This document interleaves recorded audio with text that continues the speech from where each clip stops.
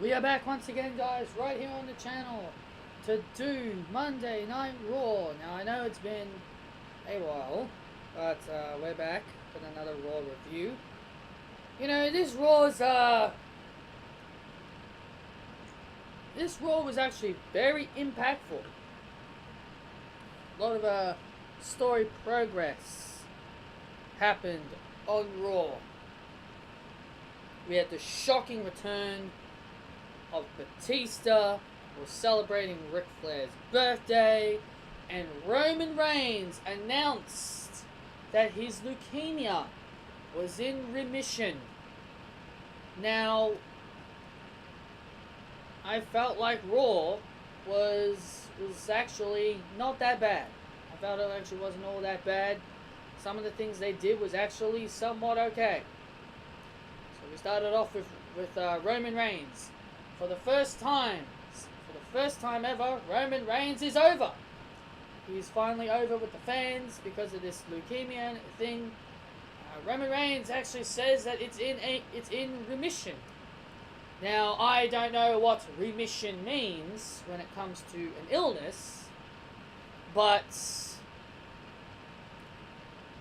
I did my research on what remission means, and I did get some results, but I don't know if it has anything to do with leukemia or an illness. So a lot of people are speculating. Now, this is the stuff that pisses me off. This has nothing to do with Roman Reigns. This has nothing to do with Raw. The thing that pisses me off is that a lot of people were thinking that this whole leukemia thing is just a work. It's fake. He's not really ill. They just did this to get him over.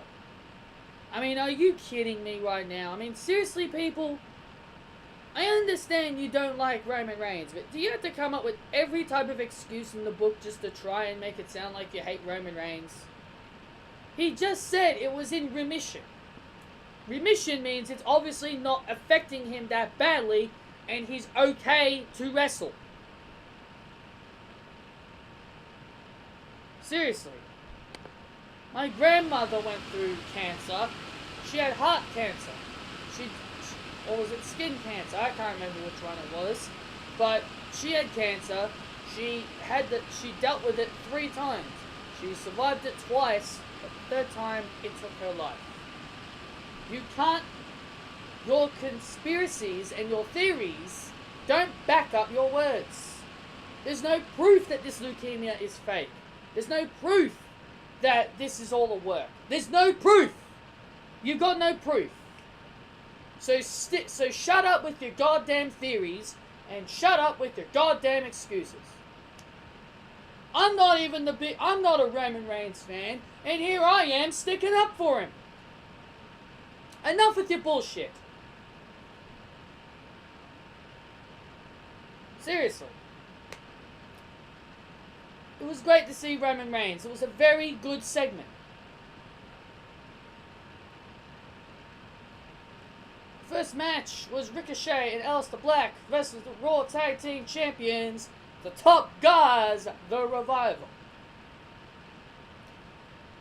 Now, Michael Cole, he calls Aleister Black the moody Aleister Black. What? Because his facial expressions? What, because he has an angry look on his face, you're going to call him moody? He's the Duchess Destroyer. That's what you should be calling him. It's like when Shinsuke Nakamura was known as the King of Strong Style in NXT, then as soon as he hit the main roster, they were calling him the Rock Star. Makes no sense. Besides that little thing that I am not a big fan of, is that Ricochet and Aleister Black got the victory on the Revival. First it was DIY, and then it was Ricochet and Aleister Black. So the Raw Tag Team Champions have been reduced to losers. They're still losers even if holding championship gold. I understand they probably wanted to put over the NXT guys. I'm pretty sure they wanted to. But still. Ronda Rousey and Natalya had a match with the Riot Squad. Yay, like we really want to see this again. Becky Lynch jumps the barricade and attacks Ronda Rousey, and she gets arrested for violating her 60-day suspension. Ronda Rousey demands Stephanie McMahon to release Becky Lynch of her suspension and give her Becky Lynch at WrestleMania. Stephanie declines and says no. And Ronda Rousey leaves in frustration. So, are we going to be getting a Becky at WrestleMania or not? I feel like they're going with the triple threat, but I don't know how Becky's going to get involved. I find it funny. I find it funny that everybody predicted Becky Lynch was going to attack Ric Flair. Sure, I understand we didn't expect Batista to return, but these are the type of things that people complain about. We don't get surprise returns. But I'll talk about the Batista thing when we get to it. So I find it funny that everybody predicted Becky was going to get involved in the Ric Flair birthday bash, and she doesn't even get involved. That's what happens when you think you know what's going to happen in WWE. Kurt Angle has a match with Jinder Mahal. Why? I've got no freaking clue. And Kurt Angle beats him. Who cares? Moment of bliss. Probably my favorite thing about Monday Night Raw. Moment of bliss. Seeing me girl, Alexa Bliss. She had Finn Balor as her guest, and Lio Rush interrupted. Typical talk shows, they always get interrupted. And Lio Rush challenges Finn Balor for the Intercontinental Championship. Finn says yes. Finn Balor defeats Lio Rush for the Intercontinental Championship. Bobby Lashley gets in and attacks Leo, not attacks Leo, I wish. He attacks Finn, and Braun attacks Bobby Lashley and Lio Rush. Also, Elias had a concert. This was a bit early on, I'm assuming. Elias had a concert, and I want to tell you guys, I'm really over Elias. I'm over Elias. He was entertaining. It was entertaining. But I'm over Elias now. I'm over it. I'm sick and tired of the same thing every single week. I mean, if you are Elias and you know your character, I mean, like, how annoyed would you be? Or how pissed off would you be knowing that every single week the same thing's going to happen to you? You want to play a song, someone interrupts you. And then then someone interrupts you and they attack you. I mean, seriously, Elias, he's just not entertaining anymore. I'm sorry. I'm trying to, I can't walk with Elias anymore. I more like want to drift away. So who interrupts Elias this week? Lacey Evans. She does her usual, makes her entrance, and waves at the crowd, smiling. Waves at the crowd, all happy. And then she leaves. Elias is about to play his music, and then Dean Ambrose comes out as well and issues a challenge to Dean Ambrose. Dean Ambrose makes a challenge to Dean Ambrose. Yeah, Dean Ambrose would fight himself. Yeah, he's a lunatic, he'd fight himself. Dean Ambrose makes a challenge to Drew McIntyre in a no disqualification match and delivers dirty deeds to Elias. This is why you need to stop rehashing the same shit all the time with Elias. It's the same old boring shit. Instead of, like, why can't you just have this guy compete? Instead of just having a live performance all the time. Drew McIntyre and Dean Ambrose had their no disqualification match. Drew McIntyre gets the win due to outside interference. Outside interference is always a sin, no matter if it is no disqualification.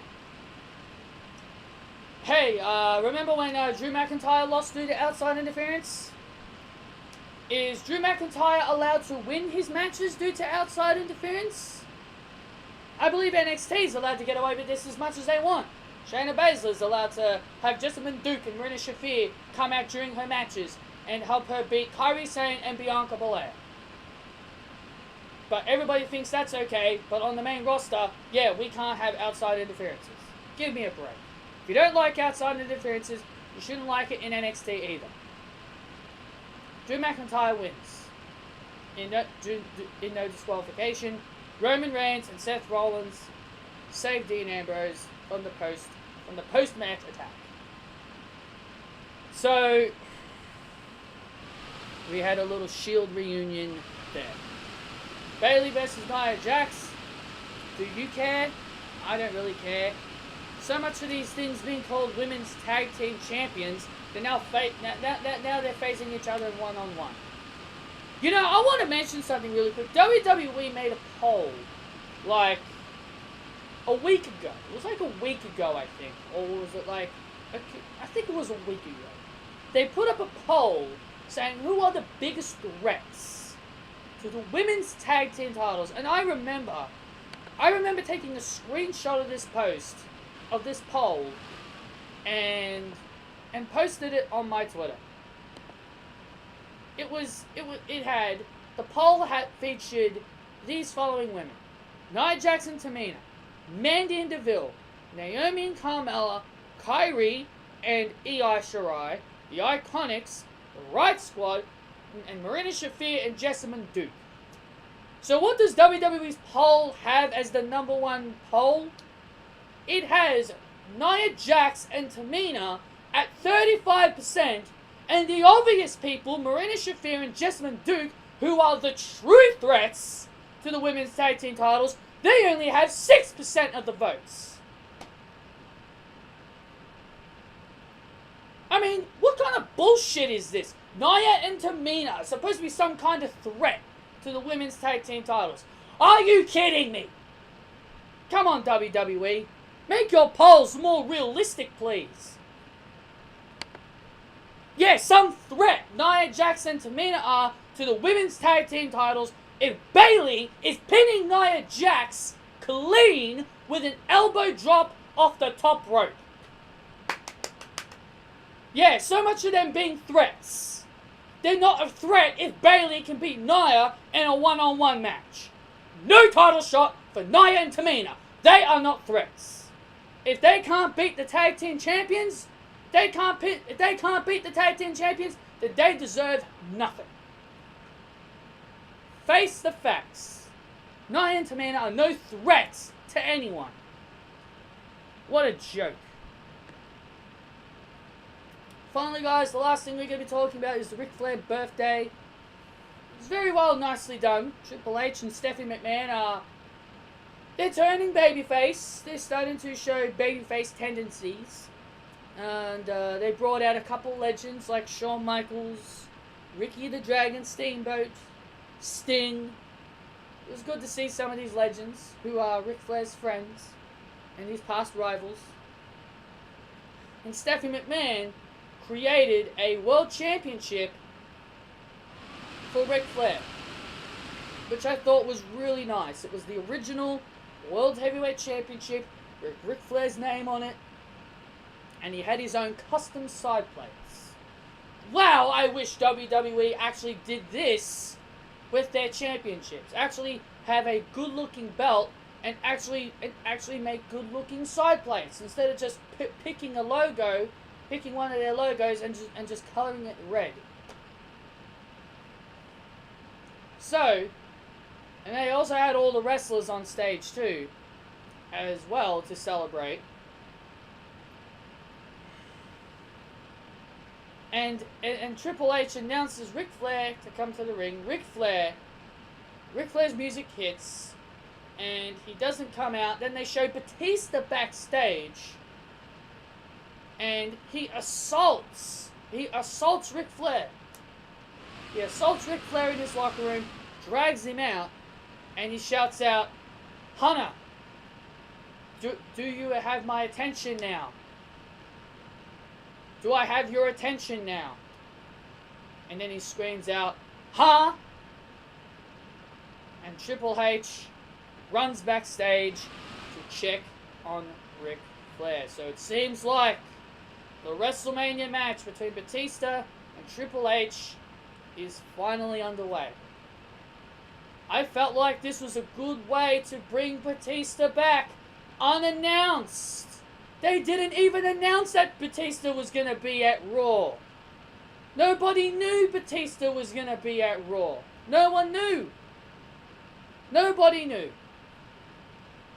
Nobody knew Batista was going to be at Raw. He surprises everyone. And he's a heel, which I think is great. I think it's great because Batista plays best as a heel.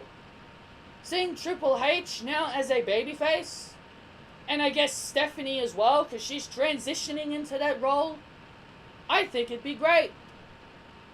I think the next step should be Batista attacking Stephanie. I think Stephanie McMahon needs to be attacked next by Batista. Maybe like Stephanie McMahon is on Raw, she calls him out, she demands answers, and instead of giving her answers, he gives her a spear or a Batista bomb. Remember when Randy Orton RKO'd Stephanie in 2009? I want it to be something that's physical like that. Stephanie McMahon has taken bumps like this before. I'm pretty sure she can sell a spear and a Batista bomb.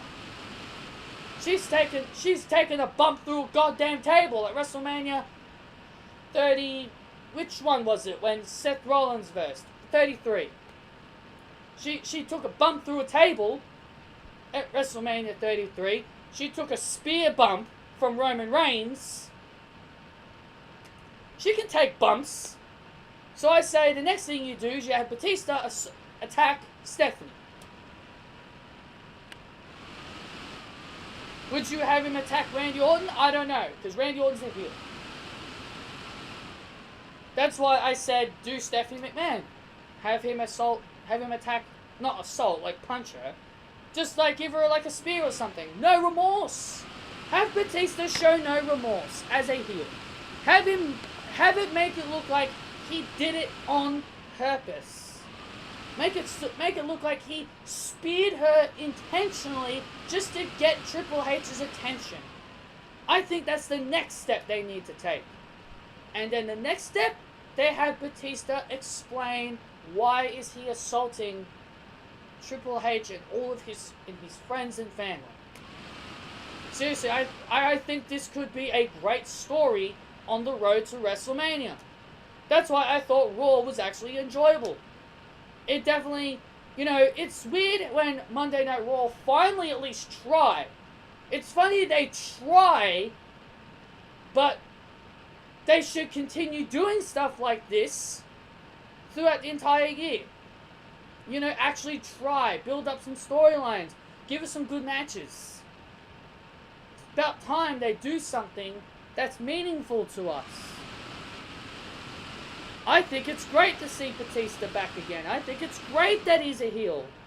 Now that we can finally establish Triple H and Stephanie McMahon as babyfaces. We can finally establish them as babyfaces. So that's all I got to say about Monday Night Raw. Monday Night Raw wasn't a 10 out of 10 good show. I think I'll give it a 6. I thought it was actually quite good for what it was with the Roman return and Batista's shocking return. I think those two segments alone made Raw a decent show at best. Anyway, guys, thank you all so much for watching. Thank you so much for watching this review. Hope you guys enjoyed. Hit that thumbs up. Comment your opinions down below. What are your thoughts on Raw?